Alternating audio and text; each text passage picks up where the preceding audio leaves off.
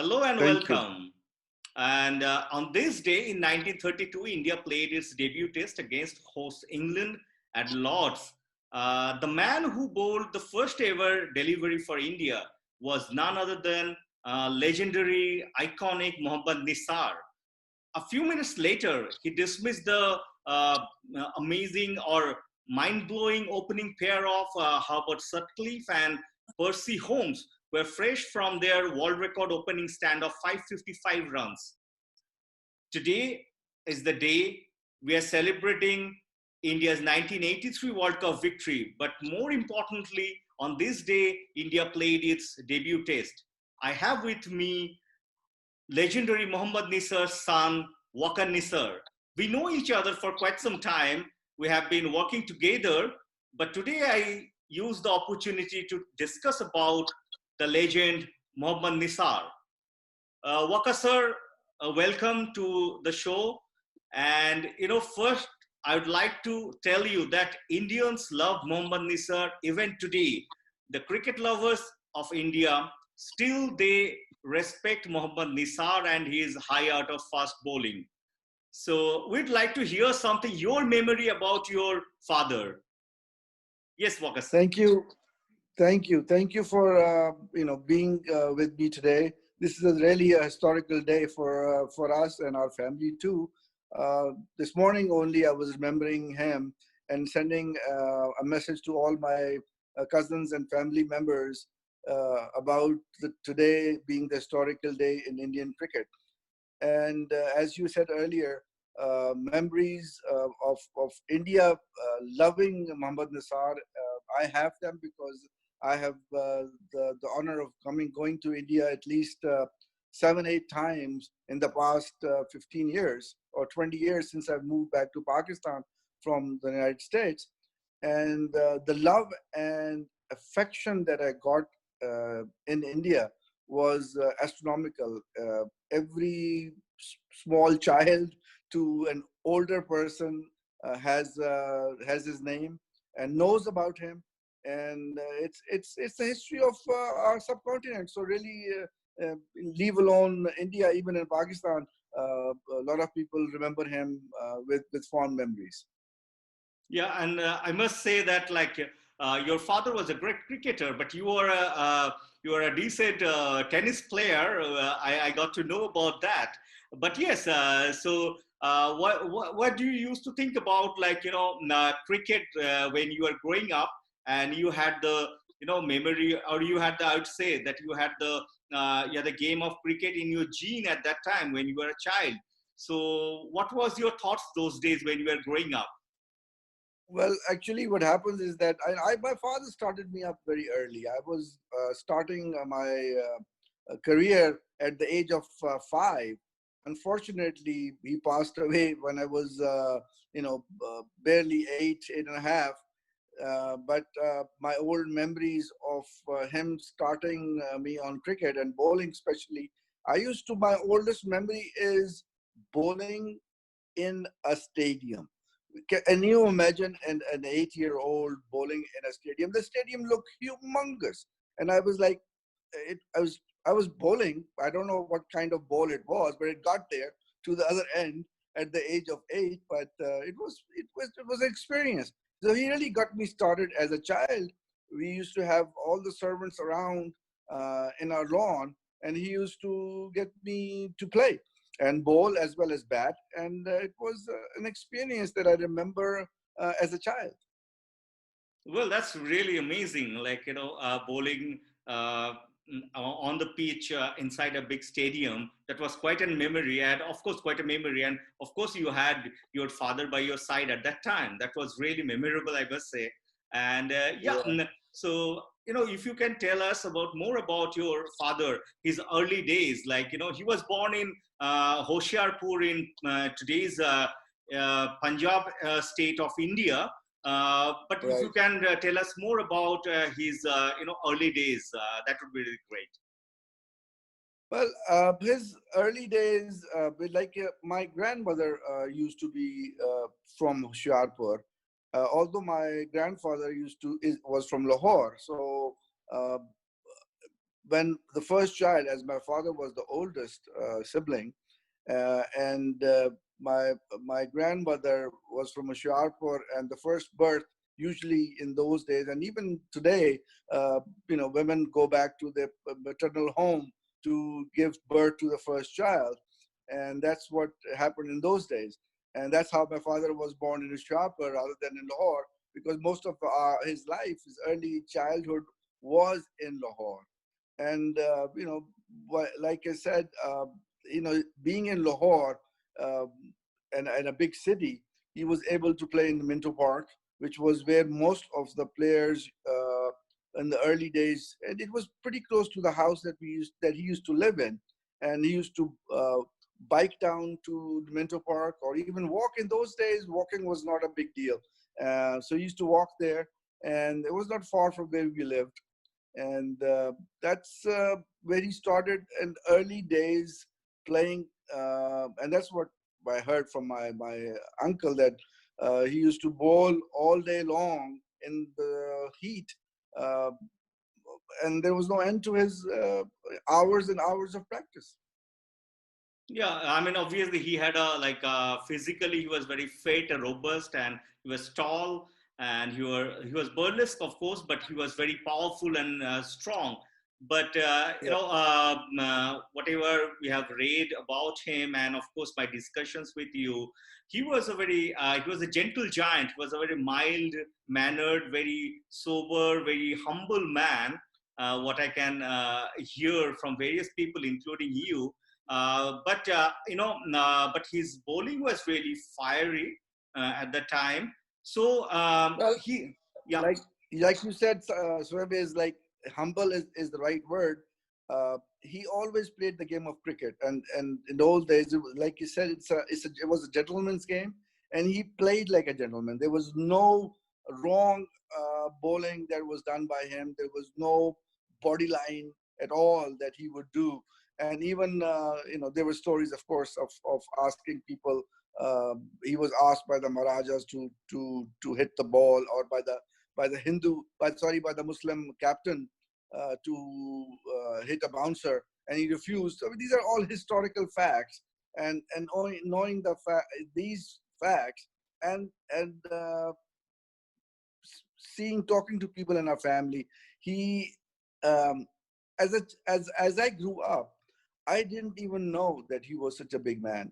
I never knew that his achievements were not known to me until I got to the age of 40. So believe that. As a child, I had no clue. As a young man growing up, I had no clue.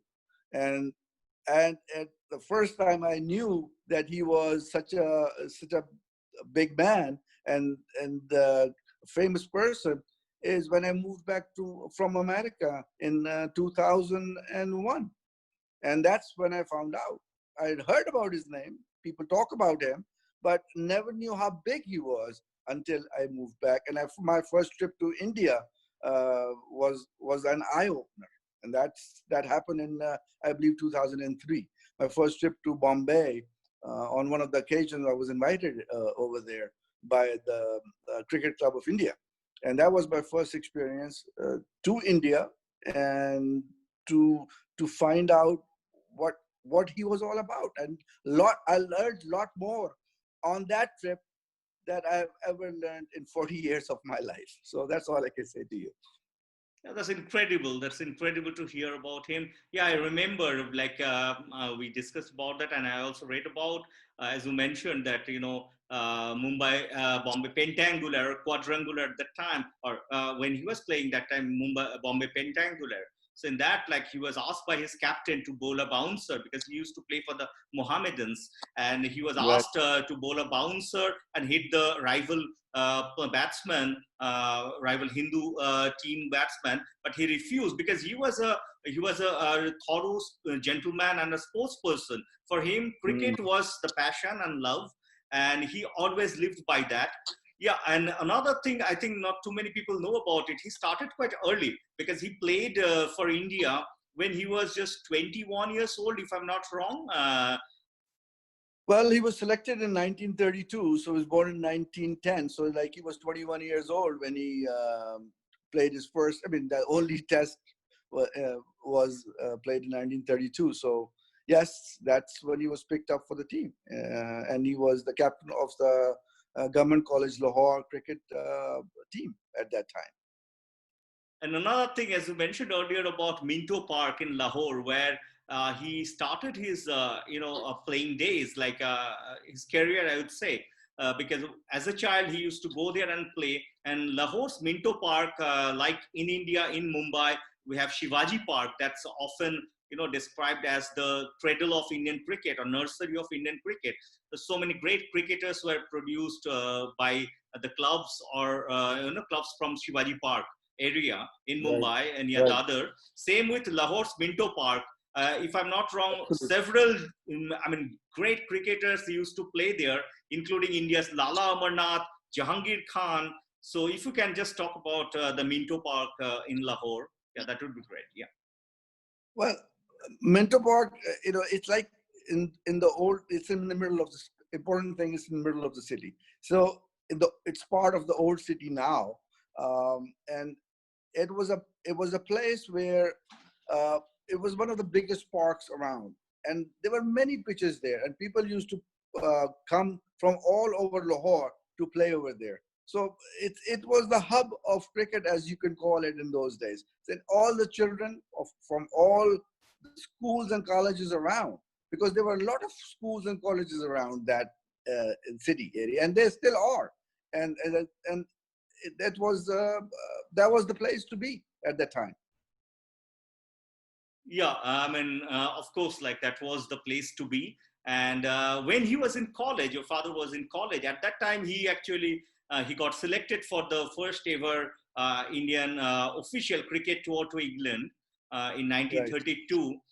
So, if you can share something, some memories from that tour. Of course, you are not born, but the thing is, you have heard various stories from his friends, fellow cricketers, your family members. So if you can tell some of those stories you heard about 1932 tour, that would be really great.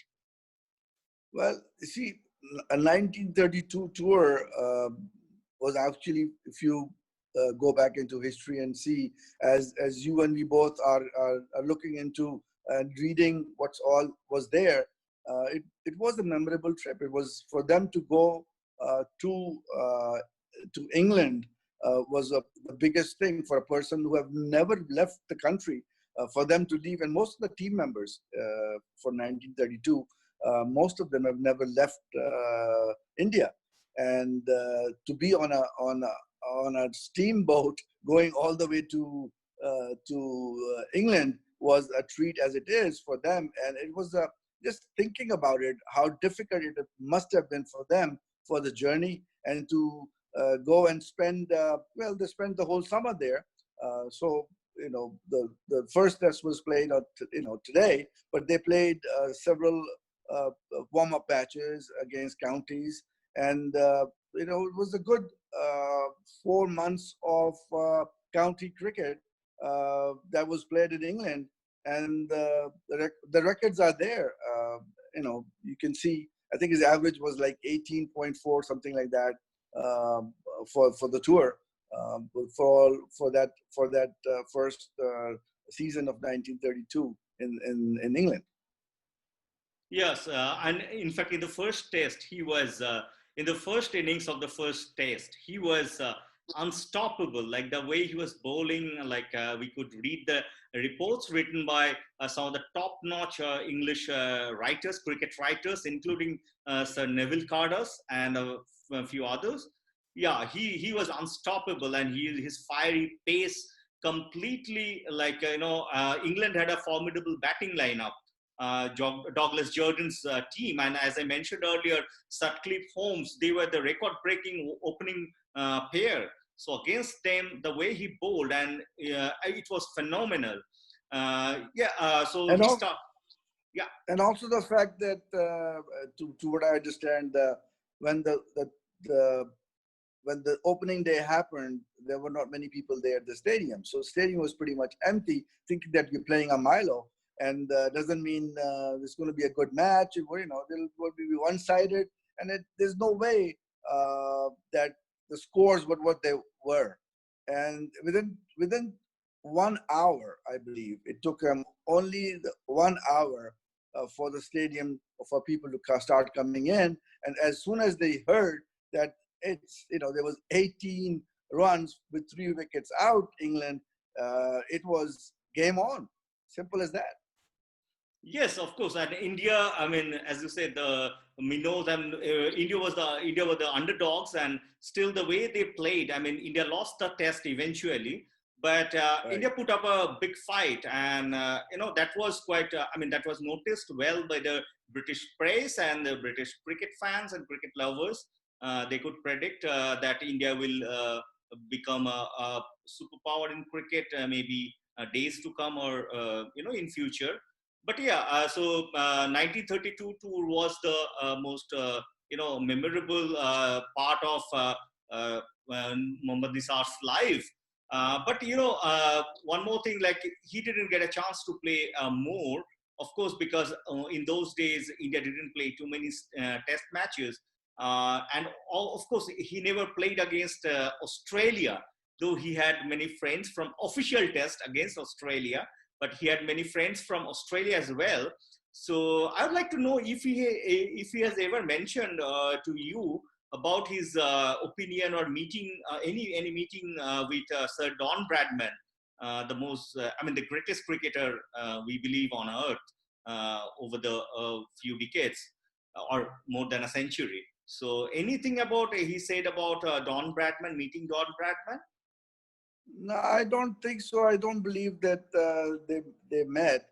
Uh, I think the only thing that we talked about or heard about was the Jack Ryder tour of India, and his performance in there was as good as all the performances that happened in England also. So the Australian tour to India was was the unofficial Test cricket, and the team members of Australian that came to India was, I think, the only interaction that he had, to the best of my knowledge. Okay, and now let's coming back to the 1932 tour. So if you can tell about his later, I mean, he was interacting with various members of that Indian team, and as you mentioned, one of his friends those days was his strike bowling, his opening bowling partner Amar Singh, who also played really well in that test because he scored a half century in that opening test, and he also bowled Right. well. So, what about his camaraderie or friendship with Amar Singh? If you can talk about that, that would be really Well, in those days, I guess, there was no such thing as Hindu, Muslim, Sikh, Christian.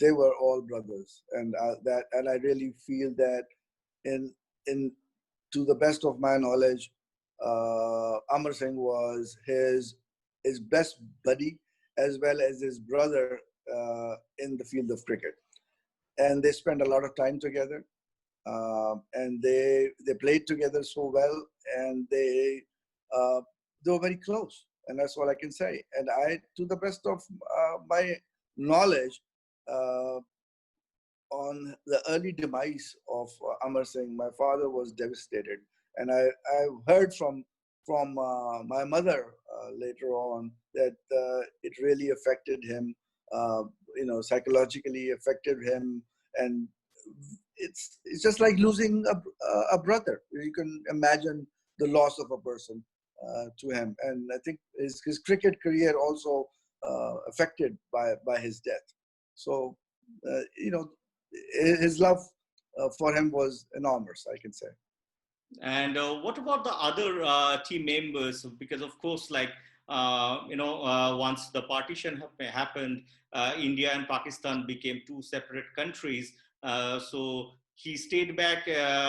He was working in Lahore, or he stayed back there. So what about his interactions with some of the fellow cricketers at that time who later stayed back in India? So about some of the greatest, great cricketers of his time. So if you can tell a few things about, his interactions or his memory about some of his contemporary great cricketers from India. Yeah. Well, I think he was a very social person. His friendship with his people, with his peers and his cricketers were enormous. He was, like even though India, Pakistan partition did happen, and but I don't think it affected him in any way, in the sense that he was in touch with everybody.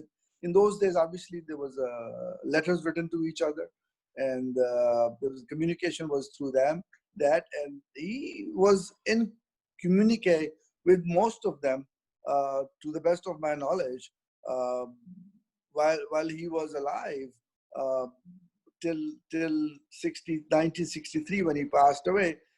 He was in touch with everybody, and and also, as far as I'm concerned, my first trip to India in 2003, I had the honor of at least speaking to some of his peers, like Sayyid Mushtaq Ali. I was able to speak to him on the phone.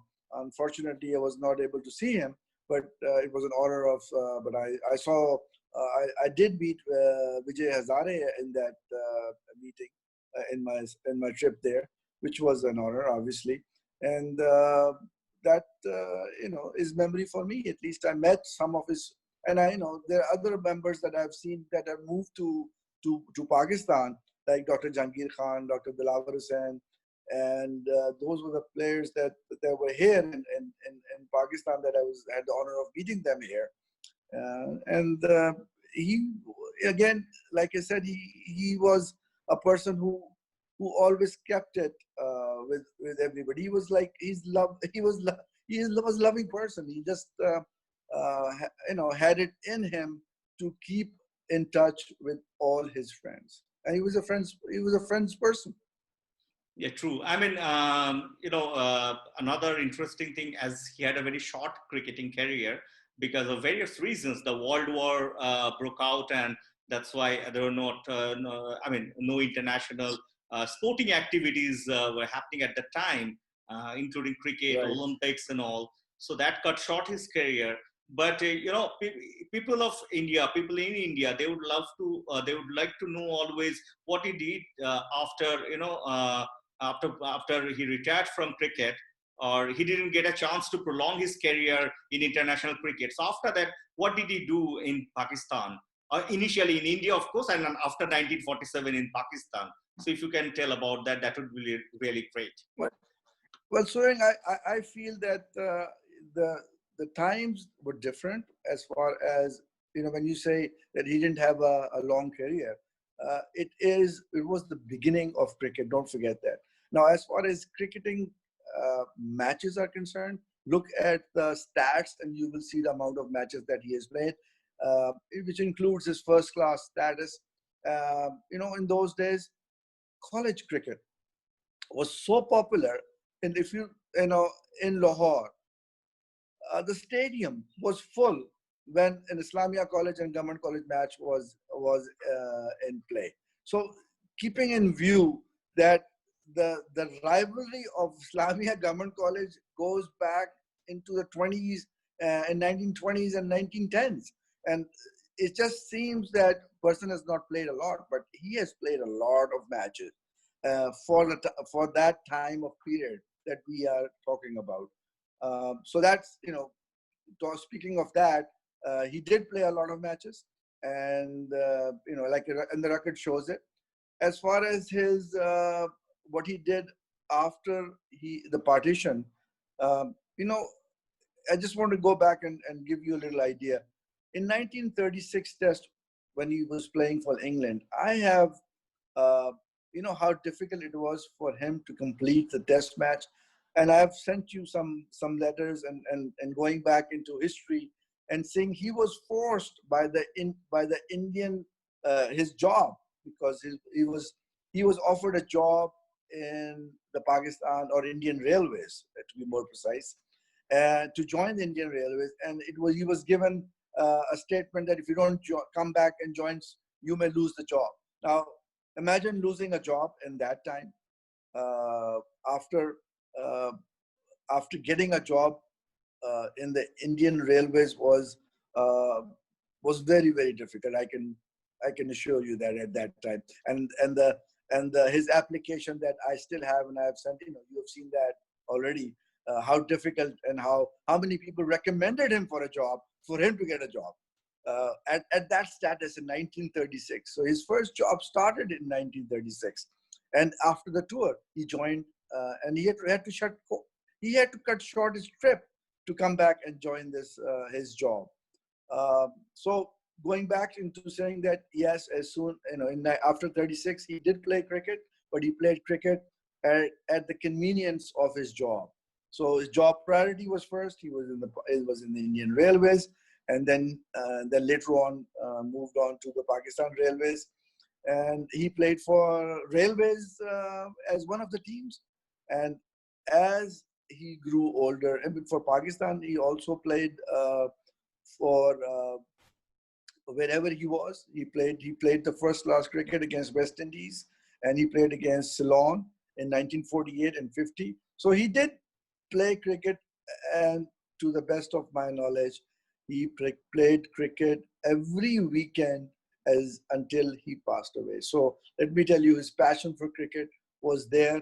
And I remember as a child, joining him in Lahore Gymkhana, where he used to play cricket in Bagh Chuna. Lahore was his favorite ground, and that since even now, it belongs to Lahore Gymkhana. And I have the honor of going there and seeing my old memories. The pavilion still remains there.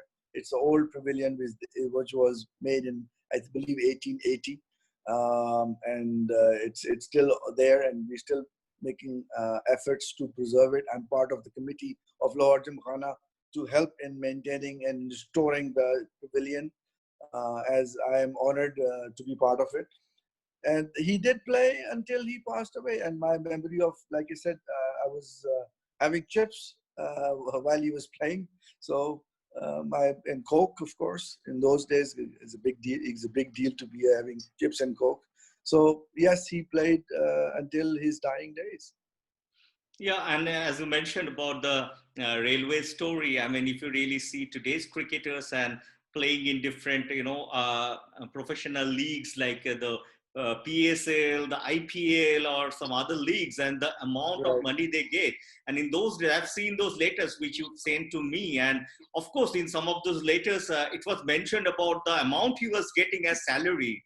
I mean, that right, was ridiculous. Like if you really compare in today's cricketers, the money they earn from this kind of professional commitment, or playing in those leagues. But yes, he had the right, passion. He loved the game. He was playing for just to satisfy his urge and passion to play cricket. And another thing was he was also committed to his service. Like he was working for the railways, so his commitment right, towards his job was also paramount those days. And yeah, that's an interesting chapter. And of course, you have mentioned all these interesting anecdotes about his life. So one of the things I have observed in some of the documents which we have been you are sending to me, and I've been checking also. He was he was one of the few Indian cricketers, I would say, of that era, or maybe even if you compare in today's today's cricketers. So he was his knowledge about literature was quite I must say, like, that was really amazing, because he was fond of the language of English, and the letters which he used to send to people, and the articles he wrote those days. I have come across those.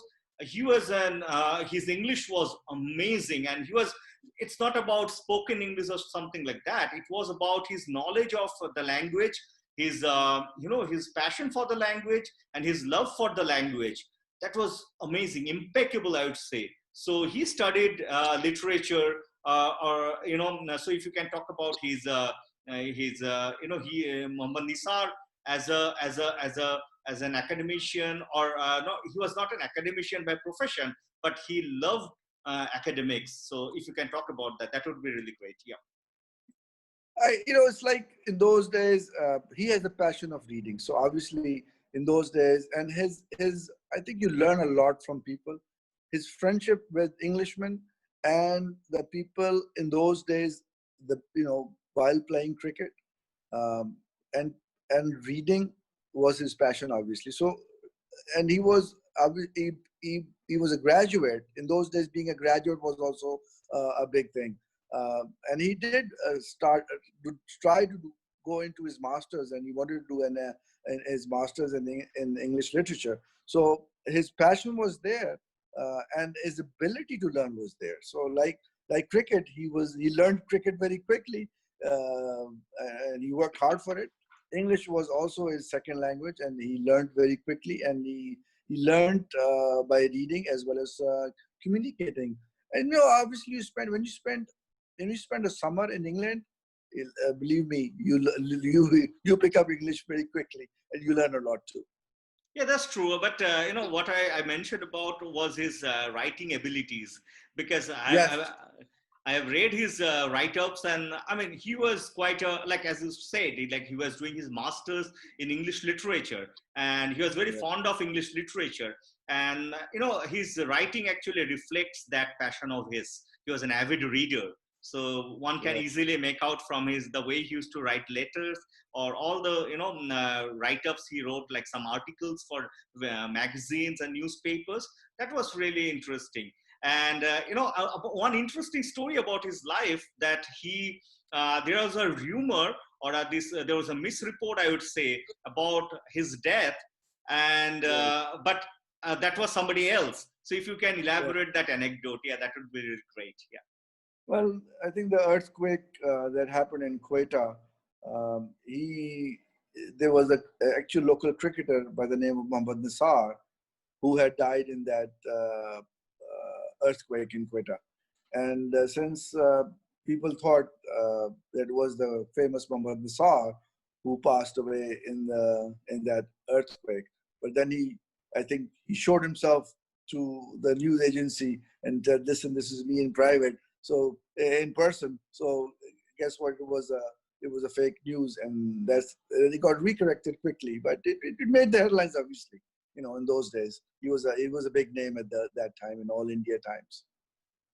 And of course, sadly, he died quite early. And his death was also, I mean, like any death, it's a tragic one. But yeah, I mean, he died quite early, and he died while attending a marriage, a wedding ceremony.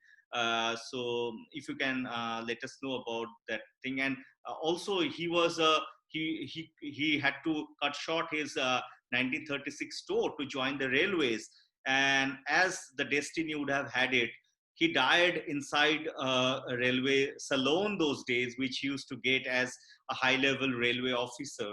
So if you can tell the story.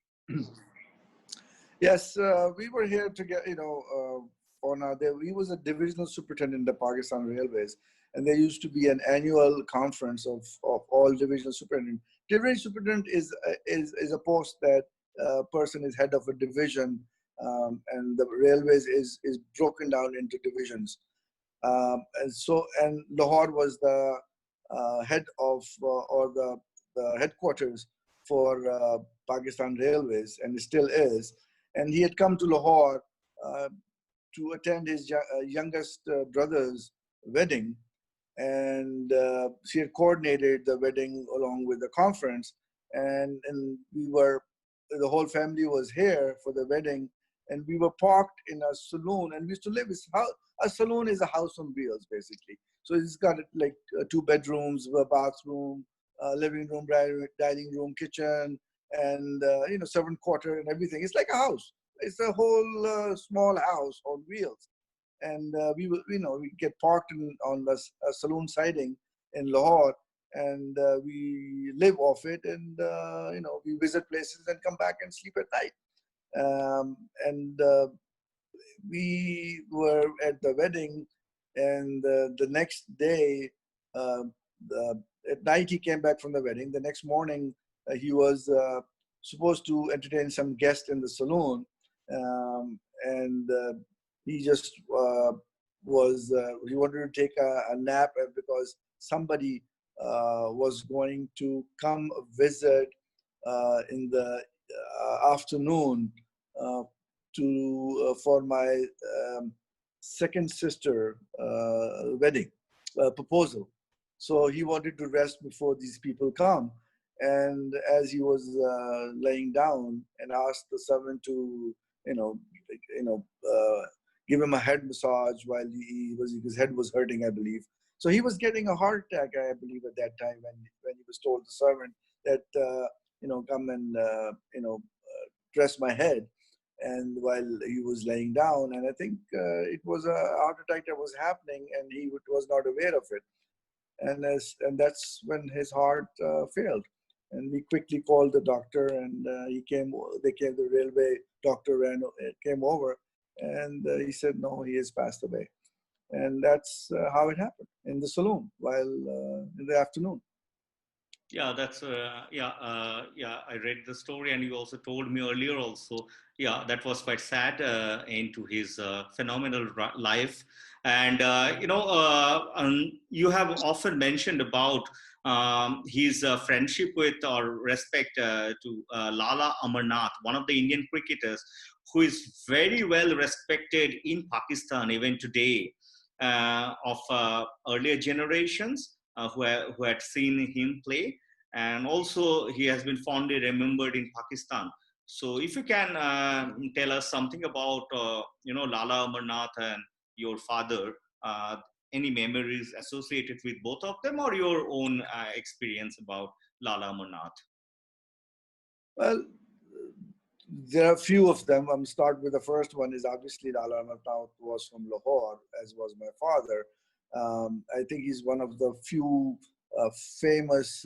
Lala Amarnath was a few famous cricketers from Lahore, as many others. But being a Hindu, he was from Lahore, and obviously very close to him. And because they both played for Maharaja Patiala, they were very close. The other thing was that his Lala Amarnath, when he came, the second story about him was when he came to Pakistan as the manager of the cricket team. He came to Multan when the test match was being played in Multan. My father was posted in Multan. And my sister was telling me the story that Lala Amarnath was asked to give out the prizes on her sports day on her school. When he came to give the prizes, my father was there, and he refused to give the prizes. He says, as long as Nisar is there, I will never give out the prizes. I can't take this honor at all. So he wouldn't give the prizes. He asked my father to give the prizes on his behalf. So I mean, that's the kind of love and affection they have for each other. So these are the respect of those old days, which we can cherish now. And I said, they were very close. They were friends. And when you play together, you live together, you do tour together. And, the history also tells us that my dad had requested the selection committee to give Lalaji another chance to bat because he didn't do well in his first performance while he was being in the selection committee. So the second time he was given a chance, he did better and was selected in the team. So that also shows the fact that Dad had an eye for a cricketer when he saw him play, and he recommended him to the team, and he performed. And you can see the rest is history. He made the first century. He's the honor of having the first century on Indian soil in 1934 Test match in India against England. Yeah, that's interesting. Like, the mutual respect for a fellow cricketer, and as you said, the eye for talent, which your dad definitely had. One last question I would like to say. This is very important because we have already discussed about that, and we tried our best to find it out. Your father had a souvenir of the 1932 India's test against England, a stump or a wicket on which all the players from both the sides, like 22 players, they signed on the stump, and you had donated it to the BCCI when you visited India. So if you can tell us the story, so we can elaborate on that. Yeah. Well, my father had three wickets. He, as you know, and everybody knows, he has three 5-wicket hauls. And I believe those three 5-wicket hauls are the three wickets that he has. One is for 1932, 33, 34 test in India, and then 1936. So the three wickets that we had, and he possessed it we had it in our family for 75 years. From 1932, and we had the 1932 wickets was autographed. The 33 and 36 wickets were just plain wickets, not autographed. The 32 wicket had clearly, I've seen Douglas Jordan's signature and many other signatures on it. Yes, I don't think there were 22 signatures on it, but there were at least 12 to 15 signatures on that wicket, which were dim and was able to see in 2009 when we donated, or the family decided to donate it to the museum in BCCI. It has been, what, 11 years now since the donation. And, I'm sorry and disappointed that they have not been placed in the museum. And the museum, I believe, with the politics being going on in Indian cricket, is not there for the viewers to view.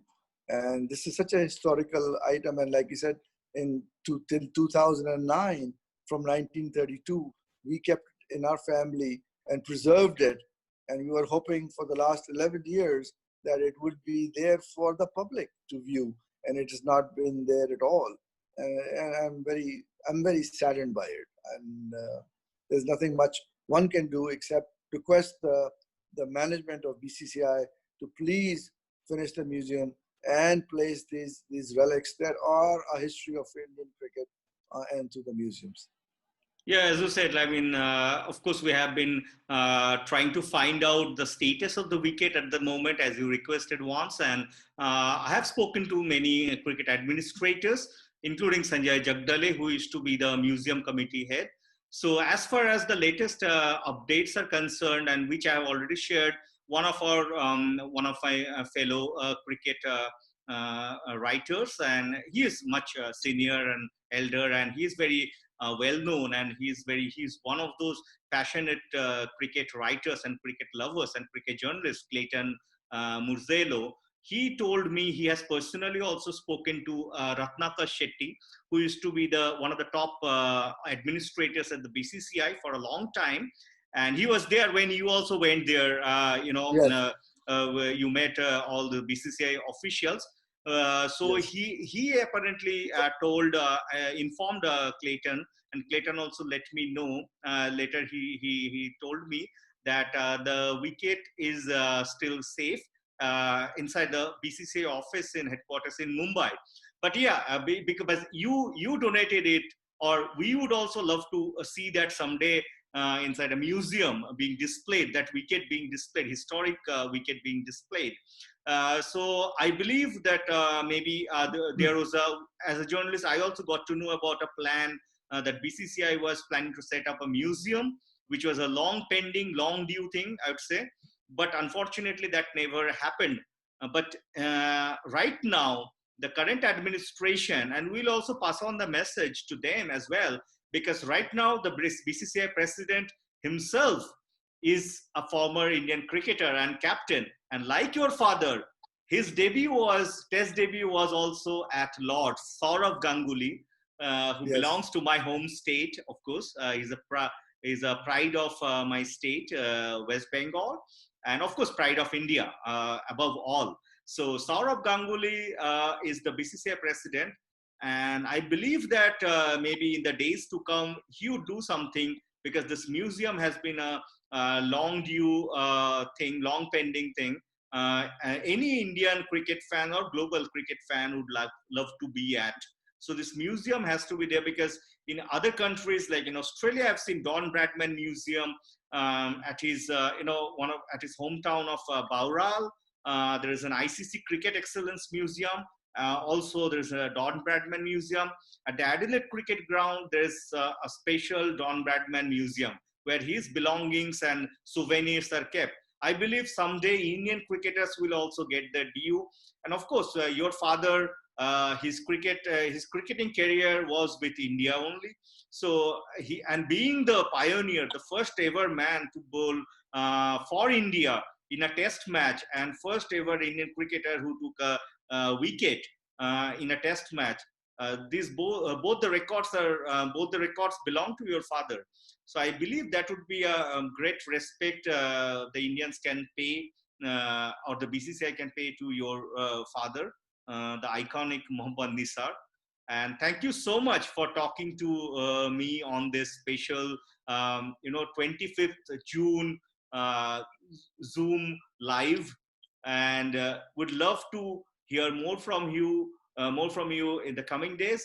And of course, we hope that the museum comes up and the stump will be displayed someday for all the cricket fans across the world. Thank you so much, sir. Thank you so Thank much. you.